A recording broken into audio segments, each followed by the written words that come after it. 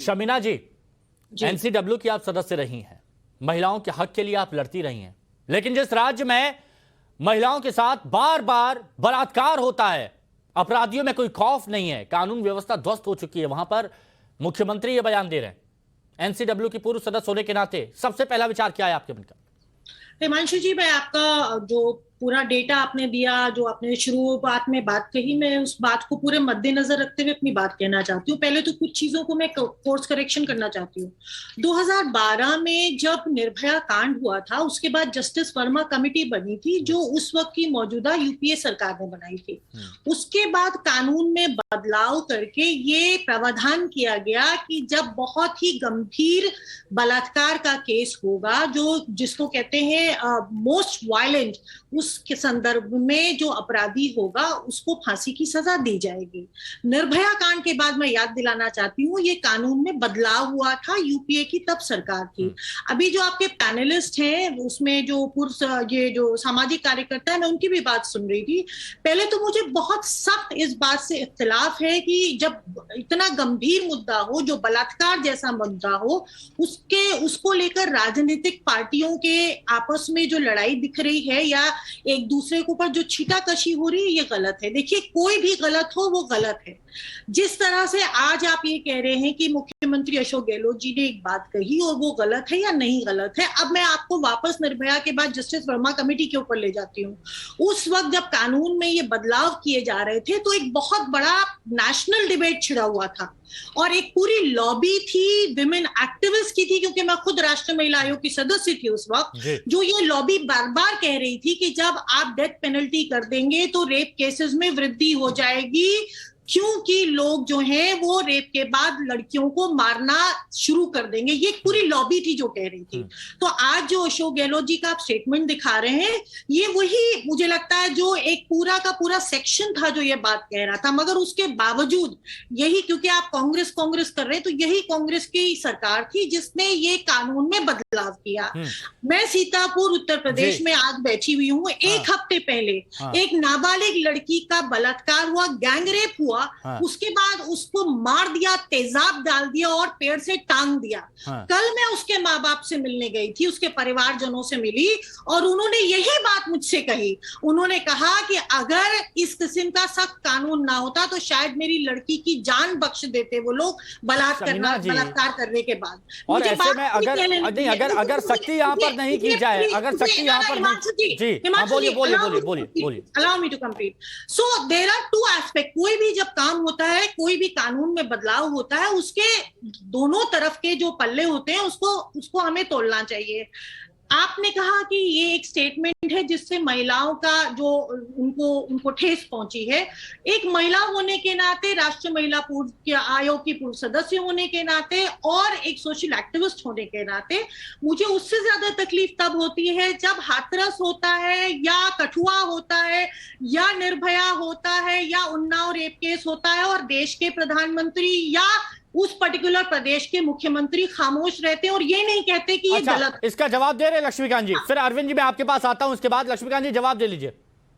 देखिए, महिलाओं के खिलाफ दुष्कर्म होने के बाद जो हत्या का कानून बना है, उसके पहले इन्हीं राजस्थान के मुख्यमंत्री अशोक गहलोत जी की जो पिछली सरकार थी, उसके कैबिनेट मिनिस्टर थे महिपाल मदेरणा और एक एमएलए थे कांग्रेस पार्टी के मलखान बिश्नोई। तब ये कानून नहीं था कि महिलाओं के साथ दुष्कर्म होने के बाद फांसी की सजा मिलेगी।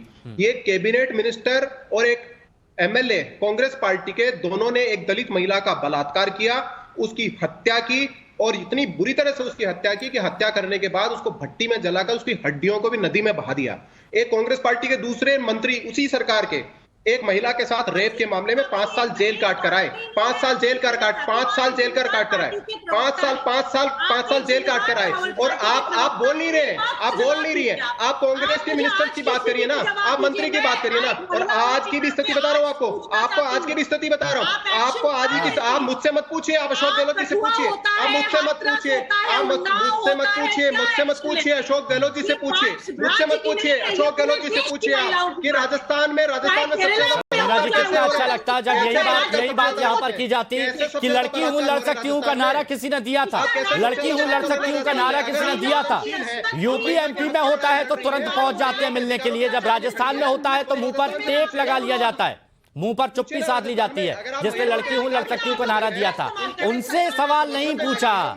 शमीना जी, उनसे सवाल नहीं पूछा। अच्छा नहीं लगता ना उनसे सवाल पूछना, बुरा लग जाएगा। चलिए ठीक है, अरविंद जी, अच्छा अरविंद जी भी हमारे साथ में, रुकिए, राजनीतिक विश्लेषक अरविंद सिंह जी हमारे साथ में मौजूद है। अरविंद जी, ये जो आंकड़े बता रहे हैं राजस्थान की सच्चाई कि अपराध बढ़ रहा है, बलात्कार बढ़ रहे हैं, दंगे हो रहे हैं, आप वहां पर किसी को शांत तो नहीं करते, वहां पर कंडीशन सुधारते तो नहीं है लॉ एंड ऑर्डर की, लेकिन आप मनोवैज्ञानिकता की बात करते हैं, ये आपको कहां तक सही लगता है? देखिए हिमांशु जोशी जी, जिस प्रकार का बयान अशोक गहलोत जी ने दिया है, वो बयान किसी भी पार्टी का मुख्यमंत्री दे वो बेहद निंदनीय है। मुख्यमंत्री का काम बलात्कारियों का एडवोकेसी करना नहीं होता है। मुख्यमंत्री का काम होता है बच्चों और महिलाओं की सुरक्षा को सुनिश्चित करना। अशोक गहलोत ने जो बात कही है वो बेहद ही शर्मनाक और बेहद ही अपमानजनक है और आपत्तिजनक है। और वो कहते हैं कि बच्चियों के बलात्कार के साथ हट गए, नाम बदल कर यहाँ। आप जब बोल रहे थे तो मैंने बीच में नहीं बोला। बीजेपी का प्रवक्ता कहिए और किसी पार्टी का कहीं, देश का नागरिक तो हूं मैं ना, और इस देश के नागरिक होने के नाते मुझे उस पर कमेंट करने का अधिकार है। और आपका मुख्यमंत्री जब बलात्कारियों का एडवोकेसी करेगा तो इस देश की जनता विरोध करेगी। आप जब बोल रहे थे तो मैं बीच में नहीं बोला। आपका बीच में बोलना ये दिखा रहा है कि सत्य सुनने का एक मिनट सुनिए ना अरविंद जी, एक बात जरा मैं कह दूं। अजय जी सुनिए, अभी कुछ देर पहले आपने एक शब्द का इस्तेमाल किया था कि कैसे भौंक रहा है ये, इस तरह के शब्दों का आप इस्तेमाल कर रहे हैं, मुख्यमंत्री कुछ और बोल रहे हैं, मतलब कांग्रेस के लोग थोड़ी बहुत तो मर्यादा रखेंगे आप? नहीं, किसने बकवास? मैं अभी रिकॉर्डिंग निकलवा के चलवा दूंगा। थोड़ी देर पहले आपने बोला था ये शब्द। हिमांशु जी, आपको ये कहते हुए इसके थोड़ी देर पहले आपने ये शब्द बोला था जब बीजेपी के प्रवक्ता से बात चल रही थी। ये कुलदीप सेंगर के समर्थक नहीं, इस तरह के शब्दों का पहले तो आप यहां पर इस्तेमाल मत कीजिए। और दूसरी बात, मर्यादा बनाए रखिए। मुख्यमंत्री नहीं कर रहे हैं, प्रवक्ता तो कम से कम मर्यादा बनाए। अरविंद जी बोलिए। देखिए हिमांशु जी, मेरा अनुरोध है कांग्रेस के प्रवक्ता से कि मेरी बात जब पूरी हो जाए उसके बाद आपको प्रत्युत्तर में जो भी कहना हो कहिएगा, मैं बीच में नहीं बोलूंगा, मैं आपको प्रॉमिस करता हूं। हिमांशु जी, ये अशोक गहलोत जी ने इस तरह की बात पहली बार नहीं कही, आपने ही दिखाया और सुनाया। उनका 4 अक्टूबर का भी बयान है कि देश दुनिया में इस तरह की बलात्कार की घटनाएं होती रहती हैं। यानी कांग्रेस के मुख्यमंत्री के लिए बलात्कार एक सामान्य विषय है। और सबसे बड़ी बात, इनके कैबिनेट मिनिस्टर शांति धारीवाल कहते हैं कि राजस्थान मर्दों का देश है। मर्दों का देश यानी क्या? आप महिलाओं के साथ बलात्कार करेंगे? और वो भूल जाते हैं कि राजस्थान पन्ना धाय का भी देश है। वो कोटा से आते हैं शांति धारीवाल, कोटा की रानी हाड़ा है, राजस्थान रानी हाड़ा का भी देश है, राजस्थान मीराबाई का भी देश है। और राजस्थान में उन मर्दों का इतिहास रहा है जो नारी की अस्मिता के लिए अपने को बलिदान देते रहे। तो ये राजस्थान का इतिहास रहा है। मुझे लगता है कांग्रेस के जो प्रवक्ता बैठे हैं, थोड़ी भी नैतिकता होती तो एक लाइन में इस बात का खंडन करते और कहते कोई भी व्यक्ति महिला विरोधी बयान देता है उसकी मैं निंदा करता हूं। लेकिन दो महिलाएं बैठी अजय वर्मा जी, इनके सामने क्या आप हिम्मत करेंगे ये बात बोलने की कि महिला विरोधी कोई भी बयान देता है तो मैं उसका विरोध करता हूं? खुल के बोल पाएंगे? हिमांशु जी, आपने तो मेरी आवाज ही डाउन कर दी ना, मुझे आपकी आवाज आ रही है। आपकी आवाज नहीं आ रही, क्या आप ये बोल रहे हैं और आप क्या पूछ रहे हैं? सॉरी, मैं आपसे सुन नहीं पा रहा हूं, या तो मेरी आवाज ठीक करिए। क्या आप इतनी हिम्मत कर पाएंगे कि खुल के ये बोल पाएं कि एक मुख्यमंत्री मेरे को आपकी आवाज नहीं आ रही? प्लीज हिमांशु जी, आपकी आवाज नहीं आ रही मेरे को, आप थोड़ी सी आवाज सही करिए। अच्छा, क्या आप मेरी आवाज नहीं सुन पा रहे? अभी आवाज नहीं सुन पा रहे? प्लीज मेरे को आपकी वॉइस बहुत कम आ रही है। चलिए।